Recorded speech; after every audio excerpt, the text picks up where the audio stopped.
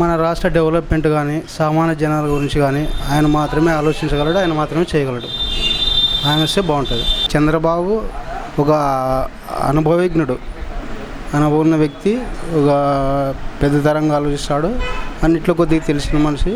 కొద్దిగా ఆయన వస్తే బాగుంటుంది. ఇప్పుడు మన రాష్ట్రం లోటు బడ్జెట్లో ఉన్నా కూడా ఆయన చాలా ప్రయత్నం చేస్తున్నాడు ఒక సామాన్యుని కోసం, మన రాష్ట్రం కోసం. డెవలప్మెంట్ గురించి కూడా ఆలోచన. ఒక అమరావతి చూడండి, ఒక మన పట్టిసీమ కానీ, రైతులకు నీళ్ళు ఎట్లా అందించడం, పోలవరం గురించి కానీ, ఇంకోటి కానీ లోటు బడ్జెట్లో ఉన్నా కానీ దాన్ని ఎట్లా తీసుకురావాలా, ఎట్లా చేయాలా, ఏం చేయాలనేది ఆయన చంద్రబాబు ఆలోచిస్తున్నాడు. ఇప్పుడు ఇబ్బందికర పరిస్థితిలో ఉంది రాష్ట్రం, మన కేంద్రం నుంచి సపోర్ట్ లేదు. అంత సిచ్యువేషన్లో కూడా ఆయన ఏదో ప్రయత్నం చేస్తున్నాడు. ఇప్పుడు అభివృద్ధి కాదు మేడం, ఒకటి మన రాష్ట్రము అభివృద్ధి కాదు, విడిపోయింది. ఏం డబ్బులు లేవు.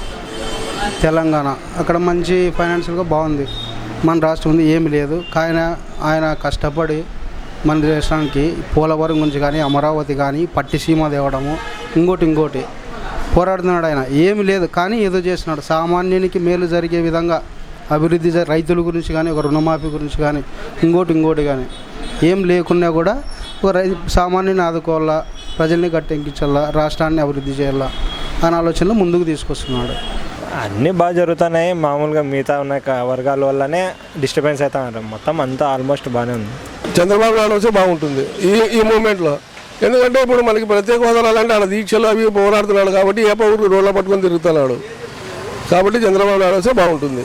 అతనైతే సీనియర్ అంత ఏందో చేర్చాడు, ఇతనైతే సీనియర్ కాబట్టి దానికి నమ్మకము చేర్చాడు అనేది ఏదన్నా కానీ. అంటే సీనియర్ నాయకుడు అతను, ఇంకా అమరావతి చేసింది కొద్దిగా ఉంది కాబట్టి మన లో బడ్జెట్లో ఉంది. మనకి కేంద్రం అయితే ఏమి ఇవ్వలేదు ఇంతవరకు. మనకి చంద్రబాబు నాయుడు వస్తేనే మేలు అనిపిస్తుంది. ఆయనే వచ్చేది, ఇంకెవరు వచ్చారు? ఇన్ని మందికి మేలు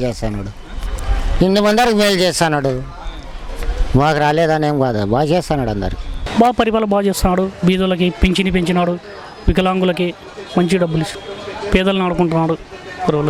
ఎందుకు ఆయన అనుకునేవన్నీ సాధిస్తున్నాడు. ప్రతి ఒక్కరు అతనే రావాలని కోరుకుంటున్నారు కాబట్టి చాలా బాగుంది.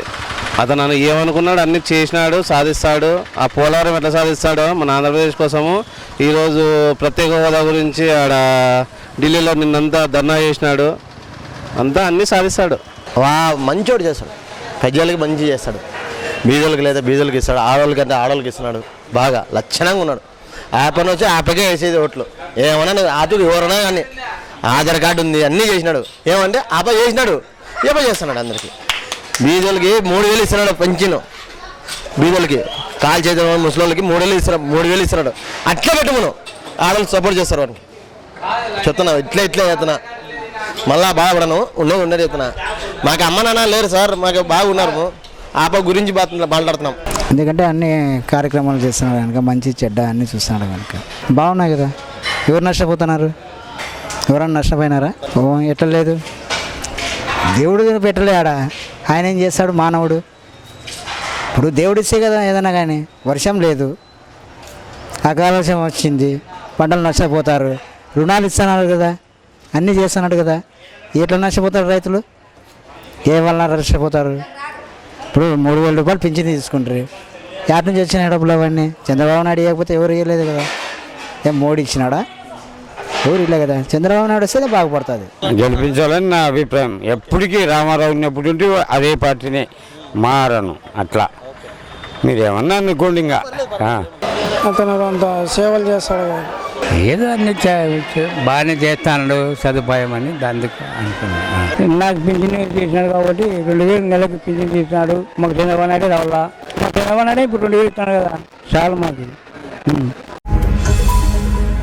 ఈ వీడియో గనుక మీకు నచ్చినట్లయితే లైక్ చేయండి, షేర్ చేయండి. మరిన్ని వీడియోస్ కోసం మా ఛానల్ను సబ్స్క్రైబ్ చేయండి.